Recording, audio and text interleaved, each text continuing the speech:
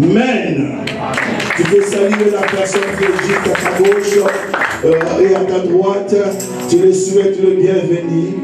Et tu lui dis également, montre-lui. Tu lui dis également que Jésus l'aime. Est-ce que réellement nous avons la joie d'être là ce matin? Non, on ne le manifeste pas. Alléluia. Est-ce que réellement nous avons la joie d'être là ce matin? Si nous avons la joie, on va encore acclamer le Seigneur. Nous pouvons nous asseoir. Je bénis le Seigneur de voir encore mon frère Meya. Ça fait un bon moment. Je ne sais pas s'il a voyagé. Et s'il était là, je ne sais pas. Et comme disait le roi David, il disait que le zèle de ta maison me dévore. Alléluia. Les zèles de ta maison me dévorent. Je suis vraiment dans la joie de voir encore mon bien-aimé frère Meya. Amen. Oui. Et ce matin, le Seigneur a déposé, parfois aussi, on souhaite s'asseoir et on écoute aussi les autres. Amen. Oui. Et donc ça fait du bien. Le Seigneur, j'aimerais partager quelque chose pendant que j'ai prié. Je dis, mais Seigneur, que dois-je dire à ton peuple? Seigneur, que dois-je? Alors directement, sans tarder, le Saint-Esprit m'a inspiré ce que je vais vous dire ce matin. Je vais parler sur les ennemis du chrétien. Un chrétien doit avoir nécessairement des ennemis. Et ce matin, par la grâce de Dieu, je vais parler de ces ennemis-là qui combattent le chrétien. Et ils sont au nombre de 3. Les 3, si tu peux écrire ça, les 3 ennemis du chrétien. Les 3 ennemis du chrétien. Ouais. Lorsqu'on parle, je vais d'abord définir ces concepts. Nous avons le concept de l'ennemi et le concept du chrétien. Je vais d'abord définir ces 2 concepts, à commencer par l'ennemi. Avant d'abord d'entrer dans mon enseignement, et j'inviterai l'église à s'élever s'il vous plaît, si ça ne vous gêne pas, parce qu'on va lire notre première lecture dans Matthieu chapitre 16. Matthieu chapitre 16, au verset 24 à 25. Matthieu chapitre 16, au verset 24, verset 24 au verset 25. C'est très important. Le prix de la consécration du disciple. Matthieu chapitre 16 au verset 24. Oui. Je lis la parole au nom du Seigneur. Amen. Si encore la version parole de vie, ça va encore nous aider encore davantage. Oui. Alors Jésus dit à ses disciples, si quelqu'un veut venir après moi, qu'il renonce à lui-même, qu'il se charge de sa croix. Vous voyez qu'ici on ne vient pas, on vient à une personne, on vient à Jésus. Amen. Amen. Alléluia, c'est très important. On vient à Jésus. Dans notre version, on dit que voyant la foule venir à lui, voyant la foule venir à lui, il se tourna et il leur dit, amen, si quelqu'un veut me suivre, si quelqu'un veut venir après moi, alléluia, il y a les conditions pour suivre Jésus. Il y a des conditions de l'aimer. Alléluia.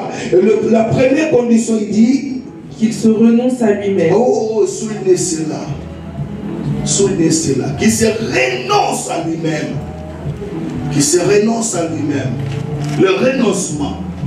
Ça veut dire quoi, c'est renoncer? Emmanuel. Ça veut dire quoi, c'est renoncer? Alléluia.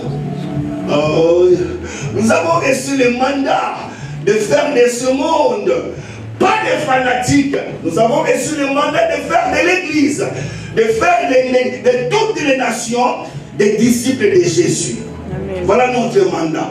Alléluia. Et l'une des premières conditions que Jésus pose ici, il dit, ceux qui veulent me suivre, ils doivent d'abord se renoncer à eux-mêmes. Le renoncement. Alléluia. Lorsqu'on parle du renoncement, on fait allusion à la mort. Oh, j'ai raté quelqu'un. On fait allusion à la mort. En fait, la vie chrétienne, c'est une vie, c'est une question de vie ou de mort. Quand tu ne comprends pas. Qui se renonce à lui-même. Et deuxième condition, qui se charge de sa croix. Wow. Alléluia. Oui, troisième condition, il dit qu'il me suive. Merci, l'église peut s'asseoir. Et seul, le lecteur, il peut encore nous lire ça dans d'autres versions, parole de vie par exemple. C'est très très important, c'est très important. Version parole de vie, oui. Verset 24. Ensuite Jésus dit à ses disciples, si quelqu'un veut venir avec moi, il ne doit plus penser à lui-même. Je ne sais pas si l'église comprend le contexte. Alléluia. Ça dit qu'il y avait toute une foule qui suivait Jésus. Mais Jésus se tourne, il ne s'adresse pas vraiment à la foule, mais il s'adresse aux disciples. Vous êtes là? Alléluia. Ça dit que Jésus ne se fiait pas à la foule. Alléluia. Jésus ne se fiait pas à la foule. Parce que la foule peut venir à Jésus à cause du pain. La foule peut rentrer du jour au lendemain. Mais Jésus, ce qui l'intéressait, c'était les disciples. Alléluia. Il leur dit ceci, celui ou celle qui veut me suivre, la première des conditions, il doit d'abord se renoncer à lui-même. Alléluia. Oui. Il ne doit plus penser à lui-même. Ah bon? Vous voyez? Oh, est-ce que l'église est là? Amen. Alléluia. Ah Seigneur, aide-nous ce matin. Continue. Il ne doit plus penser à lui-même. Il doit porter sa croix et me suivre. Alléluia. Au fait, ça dit qu'il y a beaucoup de chrétiens qui sont imbibés d'eux-mêmes, remplis d'eux-mêmes. Alléluia. Ils ne pensent qu'à eux-mêmes. Ils ne pensent pas à Dieu. Ils ne s'intéressent même pas à l'œuvre de Dieu. C'est comme quelqu'un qui me dit, c'est pasteur, moi venir à l'église, alléluia, écouter la parole et rentrer, cela me suffit. Ne me cherchez pas d'autre chose. Moi je viens seulement, j'écoute la parole et je rentre chez moi. Alléluia. Quelqu'un comprend cela? Amen. Oui. Le verset 25. Verset 25. En effet, celui qui veut sauver sa vie la perdra. Celui qui veut sauver sa vie la perdra. Mais celui qui en fait, celui qui veut vivre pour lui-même, alléluia, celui qui veut vivre pour lui-même perdra sa vie. Mais celui qui veut vivre pour Jésus, alléluia, il retrouvera cette vie. En fait, avec Christ, on joue les jeux de qui perd gagne. C'est en perdant ce monde que nous retrouvons le ciel. Alléluia. Est-ce que l'église est là ce matin? Est-ce que l'église comprend cela? Amen. Donc je disais merci. Je disais que renoncer veut dire mourir. Mourir par rapport au péché. Alléluia. Et se charger de sa croix veut dire accepter de souffrir à cause de Jésus. Les souffrances ou les persécutions que nous sommes, alléluia, que nous serons contraints d'endurer à cause du nom que nous portons. Quelqu'un comprend cela? C'est ça la croix. Alléluia. C'est changer de croix, c'est-à-dire que je refuse de vivre comme les autres. Alléluia. Je refuse de mener une vie de compromis. Et c'est là que je suis persécuté. Parce que la Bible déclare, tous ceux qui veulent vivre pieusement dans le Seigneur, ils seront applaudis. Persécutés. Applaudis. Persécutés. Applaudis. Persécutés. Alléluia. Et enfin, après avoir rempli les deux premières conditions, Jésus dit, enfin maintenant, ils peuvent me suivre. Qu'est-ce que cela veut dire? Cela veut dire que, alléluia, nous devons faire de Jésus notre modèle. Amen. Oh, alléluia. Ne faut jamais aller dans une église où le pasteur te dit non. Faites ce que je vous dis et ne faites pas ce que je fais. Ah non, non, non, non, cher pasteur, tu vas être le modèle des brebis. Amen. Ah oui, l'apôtre Paul dit, imitez-moi. Alléluia. Alléluia. Imitez-moi comme moi j'imite Christ. En d'autres termes, si nous ne voyons pas Christ en toi, on ne va pas te suivre. Tu ne comprends pas? Amen. Alléluia. Maintenant, un ennemi, c'est qui? Un ennemi, ce n'est pas un ami. Il y a une différence entre ami et ennemi. Un ennemi, c'est celui qui est hostile envers toi. C'est celui qui te fait du mal. C'est une personne qui est prête même à te détruire. C'est ça un ennemi. Un ennemi, il ne sera pas dans la joie lorsque toi tu progresses. Alléluia. C'est ça un ennemi. Est-ce que l'église est là? Amen. Alléluia. Mais à propos de l'ennemi, vous savez, mieux vaut avoir un ennemi visible que d'avoir des ennemis invisibles. Parce qu'un ennemi visible, tu sauras comment se comporter envers lui parce que tu le vois. Oh. J'aimerais bien que quelqu'un me dise que je ne t'aime pas, mais au moins je saurais comment je peux me comporter parce que je sais que la personne ne m'aime pas. Amen. Alléluia. Voilà pourquoi les ennemis invisibles sont plus dangereux par rapport aux ennemis visibles. Amen. Alléluia. Est-ce que l'église est là? Est-ce que l'église comprend? Amen. Amen. C'est important. Oh. Mais c'est encore beaucoup plus dangereux lorsqu'un ami devient ennemi. Oh. Alléluia. C'est encore parce qu'un ami c'est quelqu'un à qui on se confie. Alléluia. Et nous avons le seul ami fidèle, c'est Jésus. L'ami fidèle, c'est Jésus. Alléluia. Imaginez qu'un ami à qui tu t'es tout confié en lui, mais du jour au lendemain, parce qu'il devait ton ennemi, parce qu'il te connaît. Il te connaît. Et souvent, alléluia, ce sont les amis qui sont devenus des ennemis qui nous combattent. Les étrangers ne vont pas te combattre parce qu'ils ne te connaissent pas. Est-ce que tu me suis? Ton voisin là d'en face de chez toi, alléluia, il ne peut pas te jalouser, il ne peut pas te combattre parce qu'il ne te connaît pas. Les gens qui te combattent, ce sont les gens qui te connaissent bien. Alléluia. Maintenant, je voudrais toucher le premier ennemi du chrétien. Avant de toucher l'ennemi, je parle du chrétien. C'est qui le chrétien?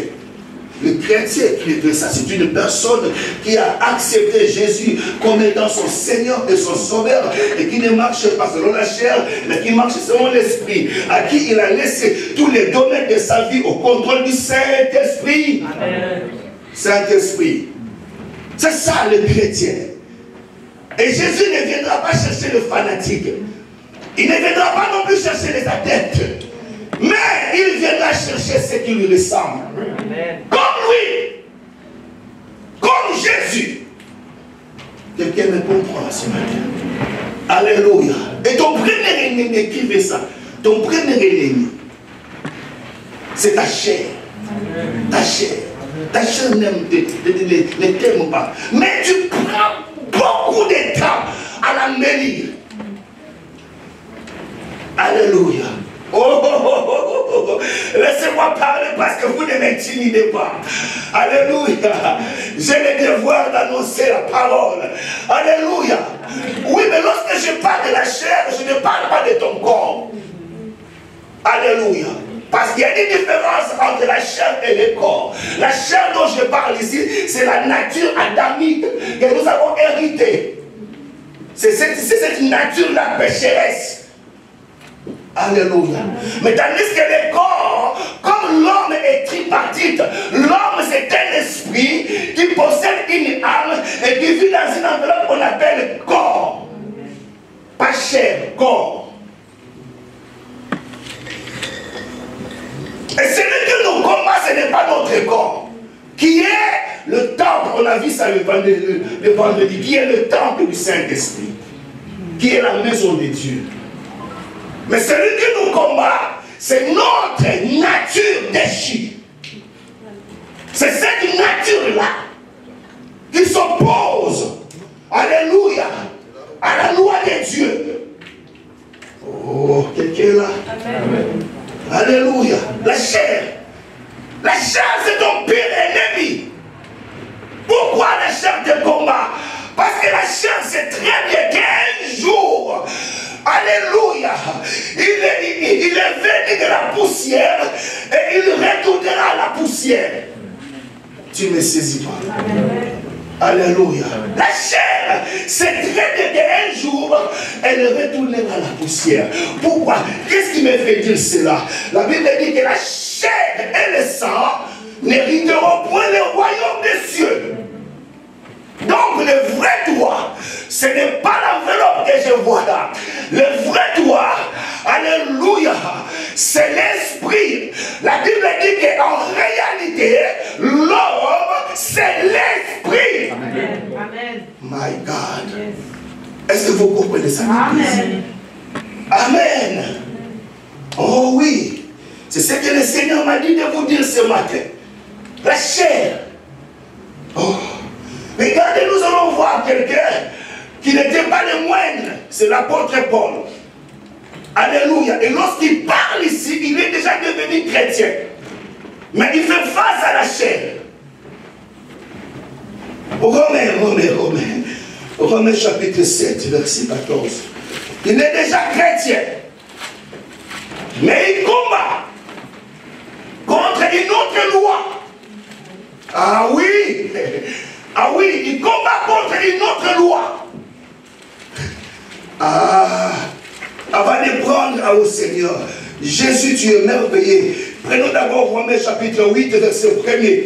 Regardez ce fameux verset. Oh Saint-Esprit, Seigneur, tu es merveilleux, tu es formidable. Alléluia.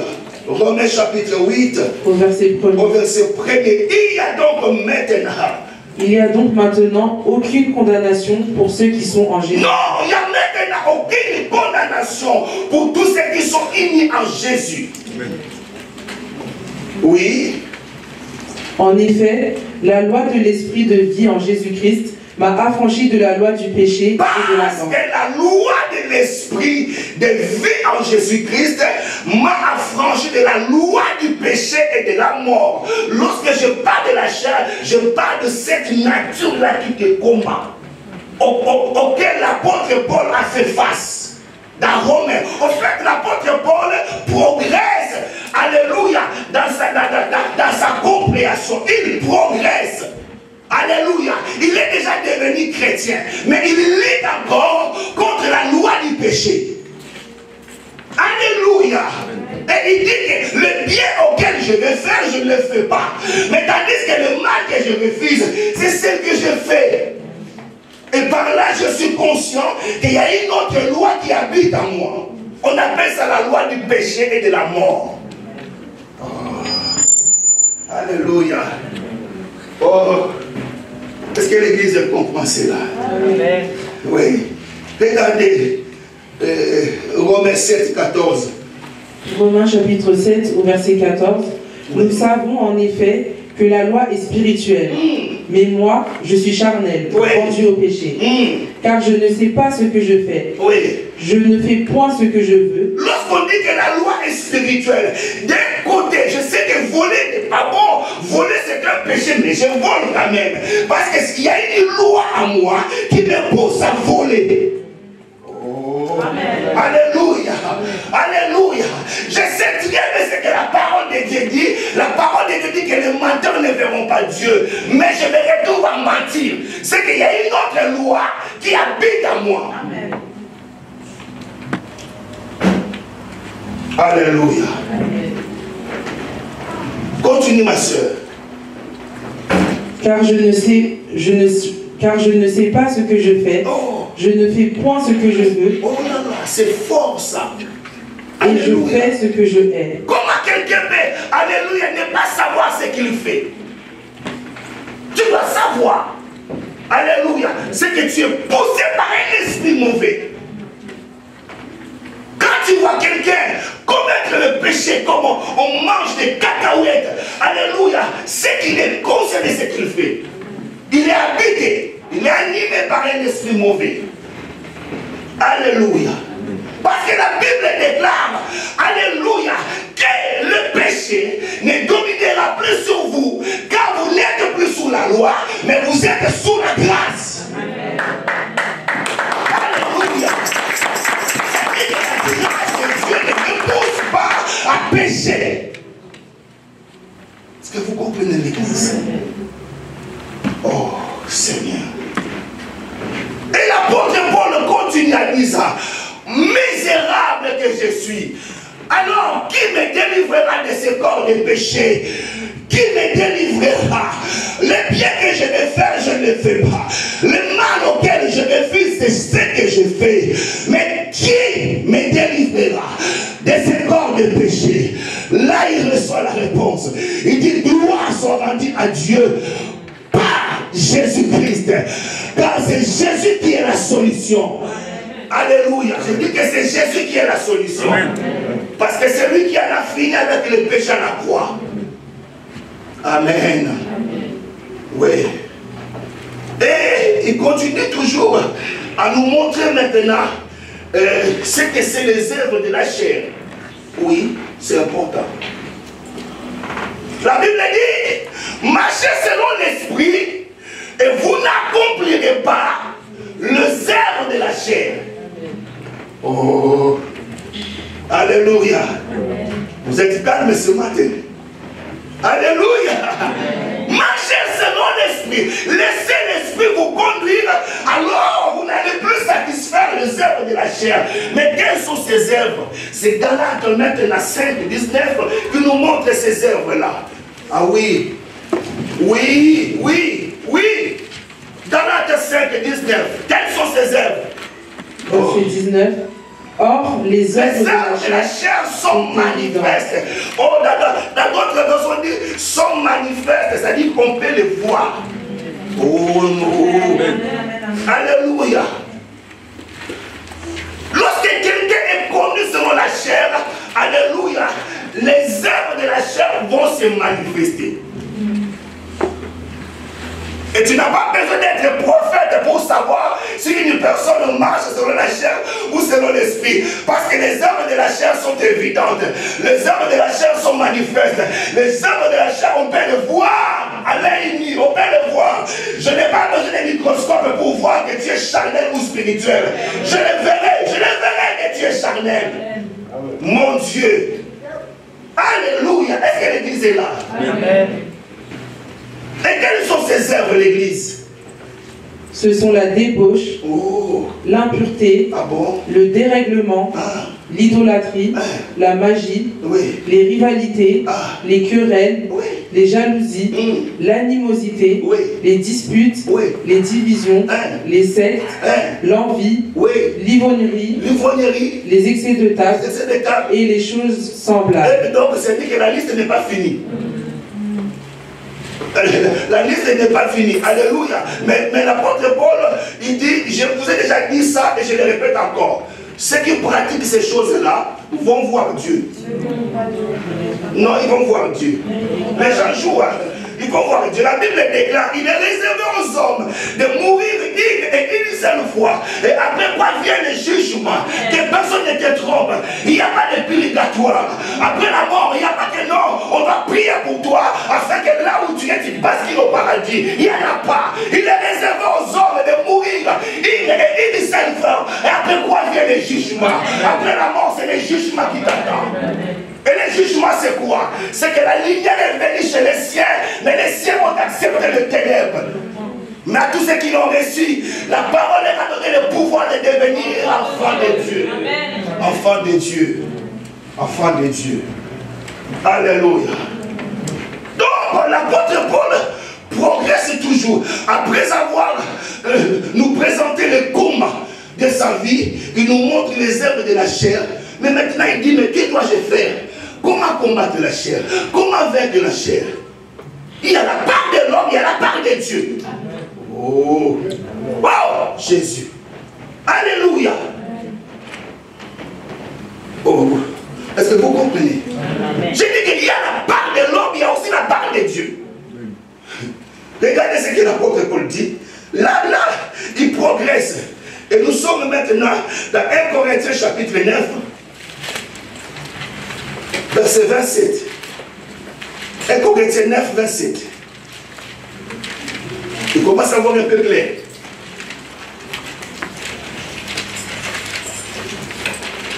1 Corinthiens 9. Oh, verset 26. Commence par le verset 26. 1 Corinthiens chapitre 9. Je cours, mais non pas comme à l'aventure. Au verset 26. Parce que dommage, parce qu'il y a certains chrétiens, alléluia, qui croient que non, on s'aventure ici. Non, on ne blague pas. C'est une question de vie ou de mort. Je vous dis la vérité. Alléluia. Il dit je cours. Moi donc. Il dit je ne marche pas, mais je cours. C'est qu'il n'y a pas de temps à perdre. Amen. Amen. Quand quelqu'un court, c'est qu'il est pressé. Quand quelqu'un marche, c'est qu'il a le temps. Il y a une différence entre marcher et courir. Mais l'apôtre Paul dit non, je cours. Pour rattraper du temps perdu. Je dois courir. Je dois rater, alléluia, pour ne pas rater mon train, je dois courir. Mais si tu restes 15 minutes, tu dois courir. Tu dois courir. Allez, je cours.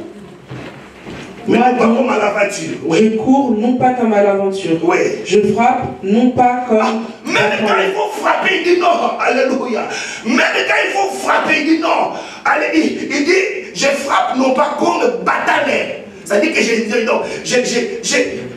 de choisir mon cible. Oh, alléluia. Ça dit que quand je regarde, je fixe bien mon cible pour ne pas les rater. Alléluia. Et dans d'autres versions, il dit, alléluia, donc, je combats comme un bon boxeur. Pour ne pas taper à côté. Parce que tu peux taper à côté. Ça dit que ton ennemi est là, mais toi tu combats à gauche. Tu rates les cibles. Tu rates les cibles. Continue ma soeur. Verset 27. Oui. Mais je traite durement mon corps et je le tiens assujetti. Oh, mais qui doit traiter durement ton corps? C'est le Saint-Esprit. Oh non. Qui doit assujettir ton corps? C'est Dieu le Père. C'est les anges. Oh là là. Alléluia. C'est comme quelqu'un qui est venu me voir et dit, pasteur, ces derniers temps, je ne comprends pas. Alléluia. Il y a l'esprit d'impudicité qui m'anime. J'arrive pas, pasteur. J'arrive pas. Je crois que tu as la réponse. La réponse, c'est que tu dois traiter durement ton corps. Amen. Tu dois l'assujettir. Tu dois mettre le frein. Oh, tu ne me suis pas. Amen. Alléluia. Alléluia. Ça veut dire qu'il y a des choses auxquelles tu dois te discipliner. Oh. Alléluia. Je traite durement mon corps et je le tiens assujetti. Ça veut dire que c'est moi qui ai le maître. Oh. Lorsqu'il parle du corps ici, il parle de la chair. Alléluia. Il dit je ne suis pas malmené par ma chair. Mais je sais la discipliner. Aujourd'hui, tu pars à l'église. Aujourd'hui, tu vas te réveiller à 5h30 pour prier. Amen. Amen. Amen. Amen. C'est ça, traiter durement ton corps. Alléluia. Oh Seigneur. Amen. Et enfin, après avoir assujetti son corps, traité durement son corps, il atterrit avec un résultat. Galates chapitre 2, verset 20. Là, l'apôtre Paul a grandi. Ce n'est plus le chrétien qui combat. Ce n'est plus le chrétien qui ne sait pas ce qu'il fait. Là, maintenant, il a atteint la maturité. Alléluia. Il dit maintenant, si je vis. Galates 2, 20. Galates chapitre 2, verset 20. J'ai été crucifié avec Christ. Oh! Oh là là! J'ai l'impression que l'église ne me suit pas. Amen. Hein? Amen. Je ne sais pas. Je ne sais pas. Les chrétiens sont habitués, tu seras béni. C'est comme un prédicateur, j'ai entendu un prédicateur, il était tellement enthousiasmé jusqu'au point que non, alléluia, il dit, vous allez voyager, le chrétien répondait amen, il dit, l'avion est là que je cherche chez toi. Combien d'avions peut être chez toi? Mais il va atterrir où? Ah. impressionner les gens comme ça. Reste avec la parole. Alléluia. Prêche les gens la crainte de Dieu. Là où il y a la crainte de Dieu, les bénédictions vont s'en suivre. Oh!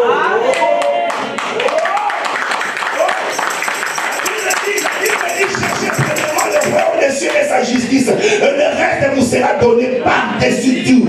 Alléluia. C'est comme j'ai dit aux chrétiens de Guine, tu n'as pas acheté et tu cherches le matabishi. Non, il faut d'abord acheter pour avoir les matabishi. Amen. Oui. L'apôtre Paul dit, j'ai crucifié. J'ai crucifié. C'est toi qui dois crucifier ton corps, la chair. Oui, Église, oui. Oui. Alléluia. Oui, continue ma soeur, il faut que je sais pas. J'ai été crucifié avec Christ, et si je vis, ce n'est plus moi qui vis, c'est Christ qui vit en moi. Donc, moi j'ai crucifié ma chair avec Christ. Maintenant, si je vis, ce n'est plus... Vous voyez que maintenant Paul a grandi. Il a grandi, ce n'est plus un bébé. C'est un chrétien mature. Amen. Après avoir crucifié sa chair, il dit maintenant, si vous cherchez Paul, vous n'allez plus la trouver, parce que ce n'est plus moi, Paul, qui vit, mais c'est Christ qui vit en moi. Amen. Il ne dit pas que c'est Jésus qui vit en moi. Il dit Christ parce qu'il y a la différence entre Jésus et Christ. Alléluia. Jésus a rendu Christ l'égal sur le monde, dans le monde. Alléluia. Christ, ça veut dire celui qui est loin. Christ, ça veut dire celui qui vient d'en haut. Oui. Oui. Merci ma soeur. Donc les deuxième ennemi, c'est le monde. Écrivez ça, c'est le monde. Le monde. Et quand je parle du monde, je ne parle pas des bâtiments. Je ne parle pas des infrastructures. Mais je parle du système qui régit ce monde et qui est diabolique. Oh là là. La Bible déclare que le monde entier est sous la puissance du malin. Le monde entier est contrôlé par le malin, est contrôlé par les diables. Tout ce que vous voyez, alléluia, les guerres, les justices, alléluia, c'est les forces des ténèbres qui régissent ces choses. C'est prémédité, les maladies. Comment par exemple une maladie peut affecter le monde entier? Coronavirus. Est-ce que je parle à quelqu'un? Alléluia. Vous savez, il y a quelqu'un, il y a dans un bouquin, la maladie coronavirus a existé, mais alléluia. Depuis l'ancien temps, 1705, Corona existait. C'est que Corona, c'est un démon. Démon. Le monde, alléluia, le monde auquel nous sommes est sous l'influence du diable. Vous savez, il y a un sataniste, après avoir reçu la grâce de se convertir, il a dit une chose qui m'a choqué. Il a dit, le diable contrôle 75% de l'humanité. Alléluia, mais le 25% lui est échappé. Et ce 25%-là, c'est ce qu'on appelle des chrétiens spirituels. Laissez-moi changer encore les temps. Alléluia. Alléluia. Ça dit que le diable contrôle les 75%. Mais le 25 lui est échappé. Et parmi les 25, alléluia, on ne parle pas des chrétiens charnels, on parle des chrétiens spirituels. Alléluia. 1 Jean chapitre 2. 1 Jean 2.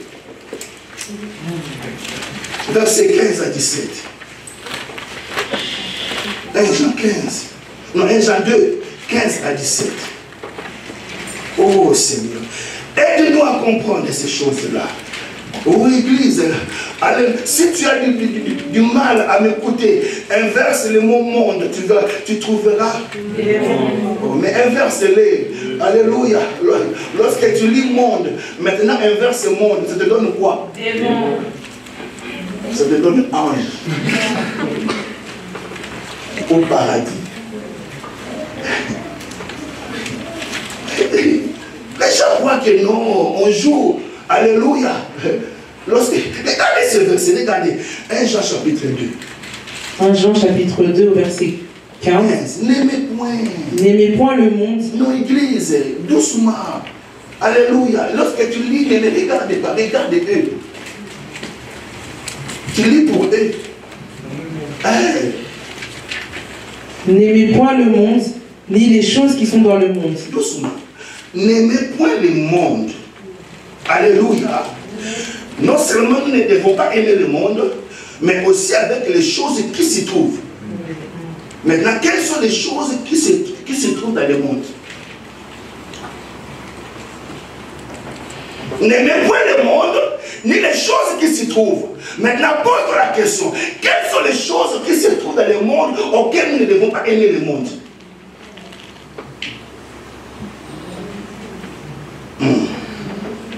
Regardez, la Bible dit si quelqu'un aime le monde, Dieu aussi va l'aimer. Alléluia.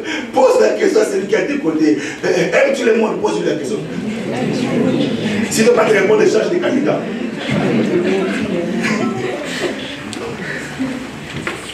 Alléluia. Pourquoi nous ne devons pas aimer le monde? Parce que celui qui aime le monde, la Bible dit que l'amour du Père n'est point en lui. C'est-à-dire que Dieu ne va pas l'aimer. Oh, je me sens bien quand je dis ces choses. Alléluia. C'est-à-dire que si tu aimes le monde, Dieu ne va pas t'aimer. Oh non, tu ne comprends pas. Alléluia. Si tu aimes le monde, alléluia. Le contraire d'aimer, c'est quoi? Et si quelqu'un ne t'aime pas, il fait quoi? Donc si toi tu aimes le monde, Dieu va faire quoi? Je prêche bien. Amen. Je parle bien. Amen. Alléluia. C'est simple comme mathématique. Alléluia. Il suffit d'aimer le monde, Dieu ne va pas t'aimer. Alléluia. Et il y a des choses, alléluia, qui se trouvent dans le monde.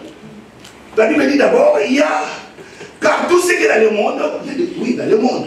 La convoitise de la chair. La convoitise de la chair, c'est ce qui nous tue. La convoitise de la chair. Oui. Dans la version parole de vie, on dit quoi? Toujours convoitise? La convoitise, convoiter. Oh, laissez-moi un peu m'attarder sur la convoitise. Alléluia. Vous savez, donc, convoiter quelque chose, c'est dire que porter envie.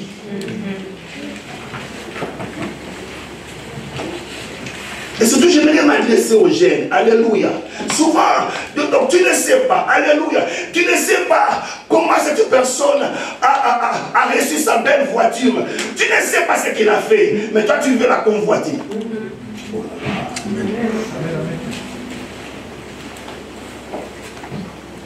La convoitise de la chair. La convoitise des yeux. Version parole de vie. Oui. Voici ce qui se trouve dans le monde, les mauvais désirs que chacun porte en soi. Il ne faut pas envier quelqu'un. Même nous les pasteurs, alléluia. Je ne peux pas envier l'autre pasteur. Parce qu'il a sa grâce, moi j'ai la mienne. Je ne peux pas. Je ne peux pas. C'est comme une vendeuse au pays, alléluia, une maman au marché, alléluia, elle vendait du foufou, excusez-moi, aidez-moi, aidez-moi. La farine de manioc, elle vendait la farine de manioc. Et il y avait une autre maman juste à ses côtés. Et la maman, elle vendait, elle peut vendre même 4-5 sacs par jour. Et l'autre maman l'a envié. Il a dit, mais montre-moi les secrets. Comment tu arrives à vendre 4 et 5 sacs par jour? Alléluia. Moi aussi, je me vendre comme toi. Et la maman dit, non, moi j'ai un secret. Si tu veux savoir mon secret, aujourd'hui à 23h, à minuit, on ira quelque part et je te montrerai mon secret. Cette maman, comme aussi, elle voulait vendre comme la fameuse maman. Elle est partie avec elle. Et du coup, elles se sont retrouvées, alléluia, au fleuve. Fleuve, à l'époque c'était le fleuve Zaïre, c'est devenu fleuve Congo. Amen. Et du coup la maman a fait des impactations, ils se sont retrouvés sous l'eau, dans un autre monde. Alléluia. Et tellement que les esprits ont beaucoup apprécié la maman qui voulait vendre comme l'autre, et les esprits ont décidé que non, tu ne rentreras plus, tu vas rester avec nous. Et la maman est morte. Histoire vraie. Il ne faut jamais envier quelqu'un. Non. Il se passe des choses dans ce monde d'église. Non mais pourquoi je vais beaucoup plus loin? Alléluia. Vous savez, vous suivez toujours l'internet, ce qui se passe à Dubaï. Oui, laissez-vous. Phénomène de quoi? Porta. Hein? Aidez-moi. Hein? Ne faites pas semblant comme si vous ne les savez pas. Porti. C'est ça le pasteur. Hein, c'est ça? C'est ça. Ah oh, frère, mais pousse même peut-être un peu plus, il dit non, déjà mange du caca. À cause de l'argent. Fais attention. La Bible dit à quoi bon un homme de gagner le monde entier s'il va perdre son âme. Même au niveau du foot, vous savez, j'allais devenir footballeur professionnel. Alléluia, mais Dieu m'a dit non, je t'épargne. Tu ne sais pas ce qui se passe là-bas. J'ai joué bien au foot. Alléluia. Dieu me dit non, tu vas marquer le but dans mon camp. Aïe, tu vas marquer le but dans mon camp. Alléluia. Tu es le prédicateur de l'évangile. Allez demander à la famille pourquoi. Oh. Allez demander. Bon, laissez-moi là. Et comme solution, qu'est-ce que nous faire maintenant face au monde? Qu'est-ce que nous faire? Non seulement, alléluia, lorsque tu empêches quelqu'un de faire une chose, tu dois aussi lui montrer la solution. Comme une solution écrite de ça. Romains chapitre 12, verset 2. Nous ne devons pas nous conformer au siècle présent. Voilà la solution. Ne vivez pas comme les gens de ce monde. Ne vivez pas comme les gens de ce monde. Ne vous conformez pas au siècle présent. Mais soyez plutôt transformés par le renouvellement de votre intelligence. Amen. Ne pas se conformer. Ne pas se conformer. Non. Parce que je n'ai pas le temps, il faut que j'ai pas le temps. Même au niveau universitaire, il se passe des choses. Toi, tu crois que ton enfant part aller à l'université, mais non, il s'est retrouvé dans un réseau de prostitution. À l'université, oui. Et là, c'est criard. Tu as quelqu'un n'aime pas le monde, dis-lui. Est-ce que vous comprenez l'Église? Donc, la première solution n'est pas se conformer au siècle présent. Vous savez, petit à petit, le diable amène le monde dans l'Église. Il y a même d'autres cantiques lorsque j'écoute ça. Alléluia. Au lieu que je puisse glorifier Dieu, ça m'énerve. L'Église a réussi à introduire des atalabous. Atalabou, ça veut dire animateur. Et tu verras dans une église comme ça, un chantre comme animateur, il est là, il y a même des cantiques auxquels le pasteur fait son entrée. J'ai vu un pasteur qui entre, alléluia, comme un dimbre, il marchait comme ça. Oh non, arrêtez ça. Arrêtez ça. Il faut que toute la gloire soit attribuée à Jésus. Amen. Nous devons être des fanatiques de Jésus. C'est lui qui est mort pour nous à la croix. N'amenez pas le monde à l'église. Quelqu'un a dit, j'ai cherché le monde, je l'ai trouvé à l'église. J'ai cherché l'église, je l'ai trouvé dans le monde. Oh. Quelle confusion. Deuxième solution, c'est la séparation. Séparation. C'est la séparation. Nous devons nous séparer. La séparation, oui. La séparation avec le monde. 2 Corinthiens 6. Oui, la séparation. Nous sommes dans le monde, mais nous ne faisons pas partie de ce monde. Tu ne m'as pas entendu. Nous sommes dans le monde, mais nous ne faisons pas partie de ce monde.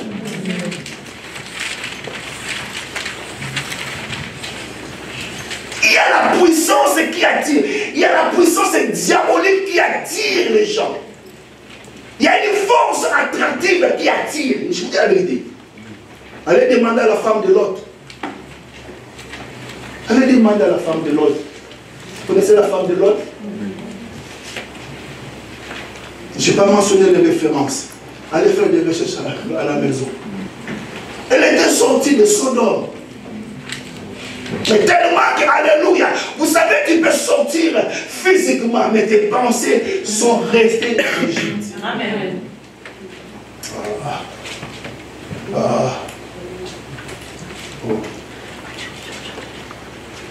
Oh. Je suis sérieux quand je vous parle comme ça. Dès Corinthiens chapitre 6, verset 14. Verset 14. Oui. Ne vous mettez pas avec les infidèles sous un joug étranger. Oui. Car quel rapport y a-t-il entre la justice et l'iniquité? Le pasteur parle de la séparation, s'il vous plaît. Oui, c'est important. Continue, ma soeur. Ou qu'y a-t-il de commun entre la lumière et les ténèbres? Il n'y a pas de commun, il n'y a pas de rapport. Quelqu'un dit, dis-moi qui tu fréquentes, moi je te dirai qui tu es. Montre-moi tes amis, je te dirai qui tu es réellement. Il n'y a pas de rapport, je vous dis la vérité, il n'y a pas de rapport. Si je m'approche vers le païen, c'est pour leur parler de Jésus.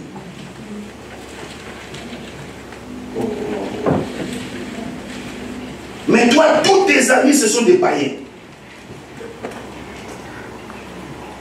Vous êtes encore là? Amen. Vous êtes là? Amen.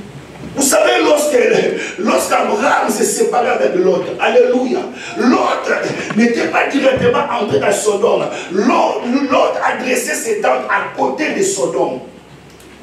Mais lorsque les anges sont venus pour les faire sortir, ils l'ont trouvé à l'intérieur.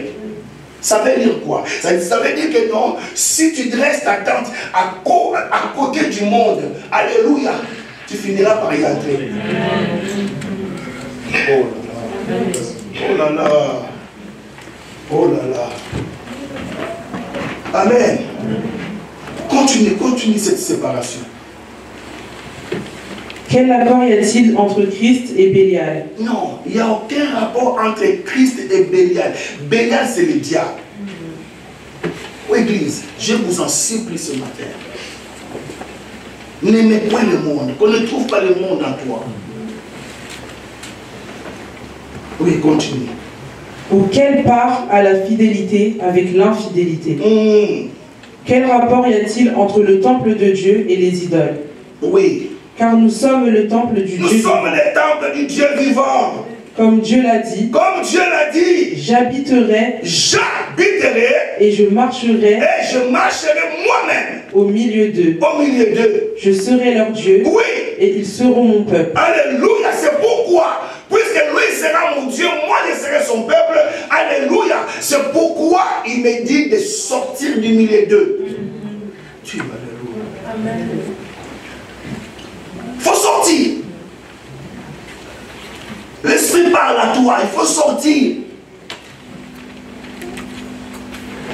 Sortez du milieu d'eux et séparez-vous, dit le Seigneur. Ne touchez pas à ce qui est impur. Il y a des choses, alléluia, qui nous suivent. Ne touchez pas aux choses qui sont impures. Et je vous accueillerai. Je vous accueillerai. Je serai pour vous un père. Et vous serez pour moi des fils et des filles. Troisième ennemi pour terminer, c'est lui-même le diable. Il a plusieurs noms. On l'appelle le serpent ancien. On l'appelle Satan. On l'appelle le dragon. Il a beaucoup de noms. Mais c'est ton pire ennemi. Allez, vous êtes fatigué que je m'arrête là? Alléluia. Votre façon de suivre, c'est moi que vous êtes fatigué. Amen. Amen. Je m'arrête là? Non. Oh, regardez l'église. Vous êtes fatigué? Non. C'est vrai? Yes. Et je vous parle du troisième ennemi? Amen. Le diable, il ne t'aime pas. Il ne t'aime pas. Pourquoi il ne t'aime pas? Parce qu'il sait très bien que, alléluia, il ne peut pas s'attaquer à Dieu. Il ne peut pas atteindre Dieu. Vous savez, quand tu n'aimes pas quelqu'un et que tu vois sa photo, tu vas la déchirer. Alléluia. Souvent, on trouve ça dans un couple. Un couple qui se sont séparés. Alléluia. Lorsque tu vois les photos de l'ancien mariage, tu déchires. Tu déchires. Alléluia. Parce que ça te rappelle des souvenirs. Tu les déchires. Et c'est ce que les gars de fait aussi avec lui. Il ne nous aime pas parce que nous sommes l'image et la ressemblance de Dieu. Nous sommes la photo de Dieu. Comme il ne peut pas s'attaquer à Dieu, il tourne vers la photo. Amen. Oh là là. Est-ce que l'église comprend cela? Apocalypse chapitre 12. Ce que j'aimerais te dire ce matin, c'est que le diable ne t'aime pas. Mais il peut te donner avec la main gauche pour retirer ton âme à la main droite. Je te dis la vérité. Je te dis la vérité. Je te dis vraiment la vérité. Fais attention. Fais attention. Apocalypse 12, 12. Au verset 12. C'est pourquoi réjouissez-vous, cieux, et vous habiterez dans les cieux. Donc c'est qu'il y a des habitants du ciel, il y a aussi des habitants de la terre. Amen. Amen.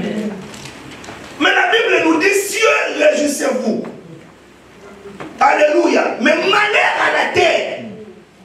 Malheur à la terre et à la mer. Malheur à la terre et à la mer. Malheur.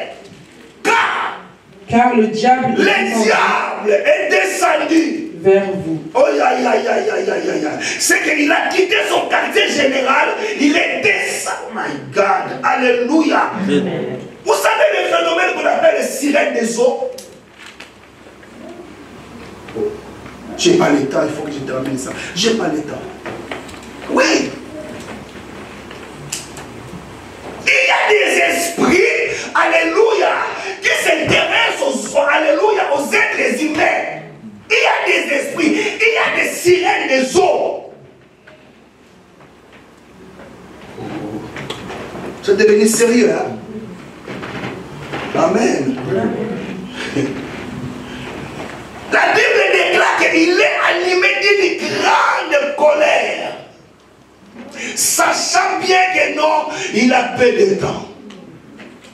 La Bible déclare que soyez sobres car votre ennemi, le diable, rôde autour de vous comme un lion rugissant.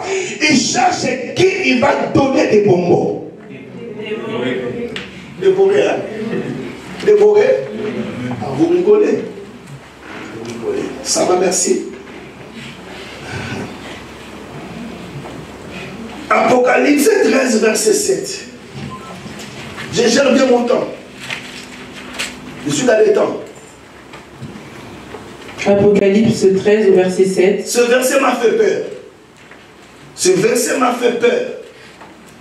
Non, avant de prendre, oh Seigneur, la parole de Dieu, c'est bon. Regardez, regardez Apocalypse 12, verset 17. Le diable ne combat pas n'importe qui. Apocalypse 12, verset 17. Ici on appelle les dragons. Et le dragon fut irrité contre la femme. Les dragons ne t'aiment pas. Merci. Merci. Merci. Moi aussi, ma sœur, je ne l'aime pas. Alléluia. Oui, je vous dis la vérité.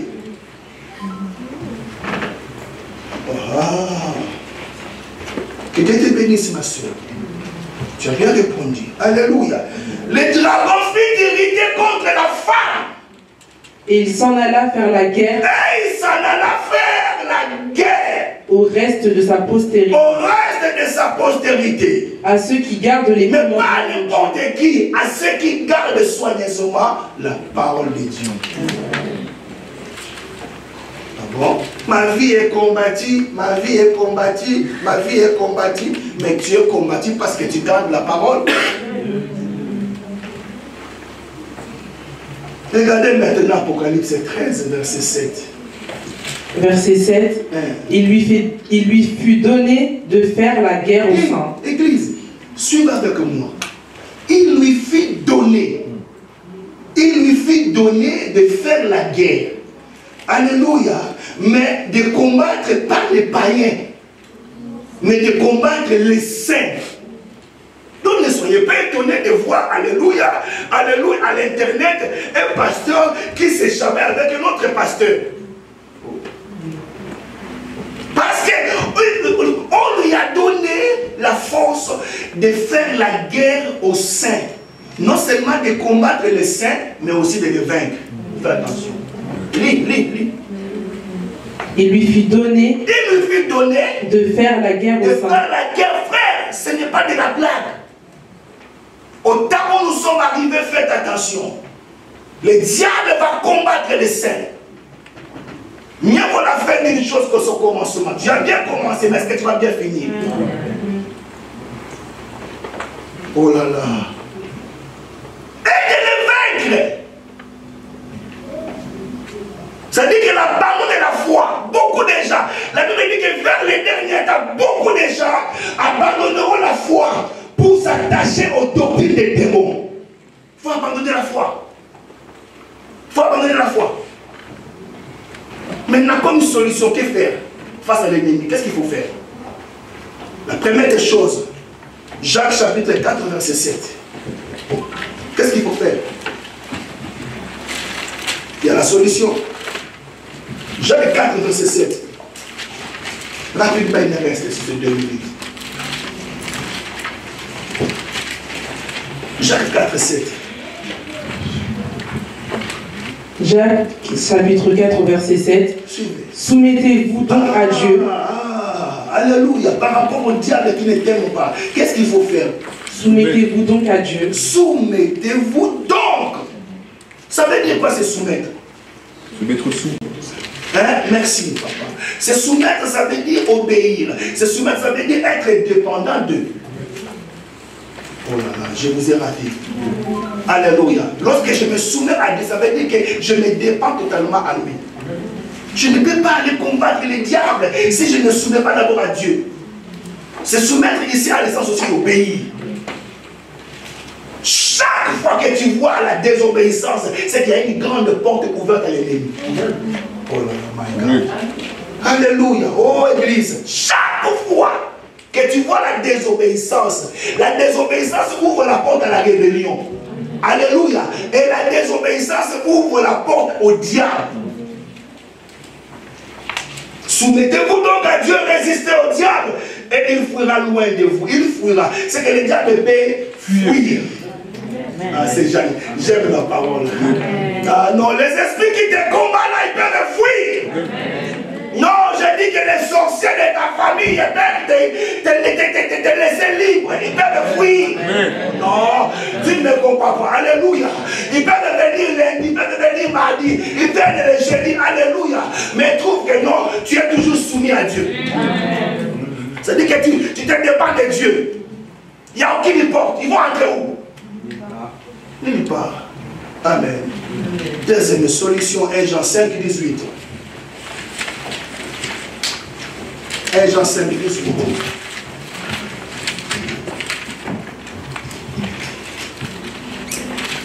Nous savons que quiconque est né de Dieu. Là, on a vu ça le vendredi, c'était bien. Amen. Ceux qui étaient là le mardi, ils ont bien mangé. Ils ont bien mangé. Oui. Nous savons que quiconque est né de Dieu. Nous savons que quiconque qui est né de Dieu ne pratique pas le péché. Ne pêche point. Mais celui qui est né de Dieu. Mais celui qui est né de Dieu, celui qui est sorti de Dieu, se garde lui-même. Se garde lui-même. Et le malin ne le touche pas. Et le diable ne pourra jamais le toucher. Amen. Parole du Seigneur. Amen. Oh pasteur, ma vie est combattue, pasteur. Alléluia. Est-ce que ici, le sens de se garder veut dire se sanctifier. Se sanctifier. Là où il y a la sanctification, ma soeur, les démons n'ont pas l'accès. Voilà, je vous ai présenté les 3 ennemis. La chair, le monde et le diable. Amen. Amen. Nous allons prier par rapport à ce message. Là où tu es, incline ta tête pour demander l'aide de Dieu. Toutes les vérités auxquelles le Seigneur t'a parlé. Alléluia. Demande l'aide de Dieu. Oui. Tu as en face de toi ces trois ennemis féroces. La chair qui te combat, il faut la crucifier. Le monde, tu dois te séparer du monde. Et le diable, tu dois d'abord te soumettre à Dieu et enfin le résister pour qu'il te laisse tranquille. Élève ta voix, commence à prier maintenant. Commence à prier. Tu as reçu la parole ce matin. Dieu t'a parlé particulièrement. Dieu t'a parlé. Oui. Face à ces trois ennemis, alléluia, tu peux le vaincre. Tu peux le vaincre.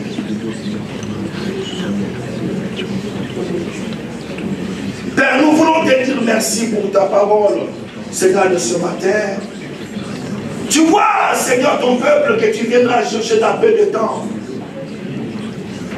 Et nous voulons te présenter, Seigneur, une église pure, sans tache, ni ride, ni rien de semblable, Père. Et tu nous as montré, Seigneur, que nous avons affaire avec ces trois ennemis. Et comment les vaincre, Seigneur? Il y a la solution. Tu dois crucifier ta chair. Tu dois te séparer du système de ce monde. Et tu dois te soumettre à Dieu afin de résister au diable pour qu'il puisse te laisser tranquille. Père, bénis ta parole, ô Dieu. Seigneur, ô Père, tu es derrière ta parole pour l'accomplir.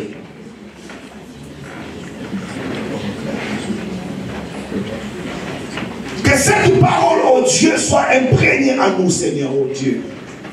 Chaque Saint-Esprit, c'est avec beaucoup de faiblesse que je prie, Seigneur, transmettre ta parole.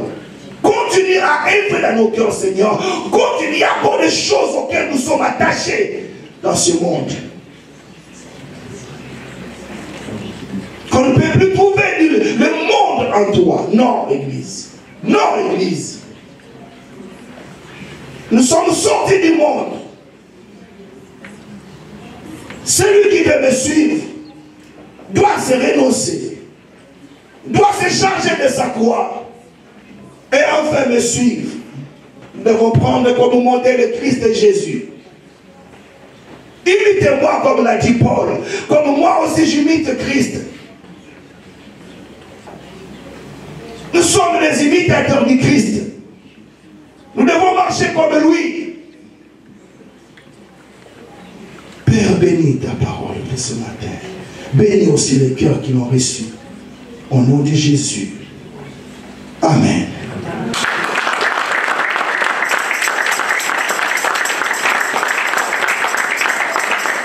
Quelqu'un a été béni ce matin? Amen. Qui est celui qui a été béni ce matin? Alléluia. Que Dieu soit loué.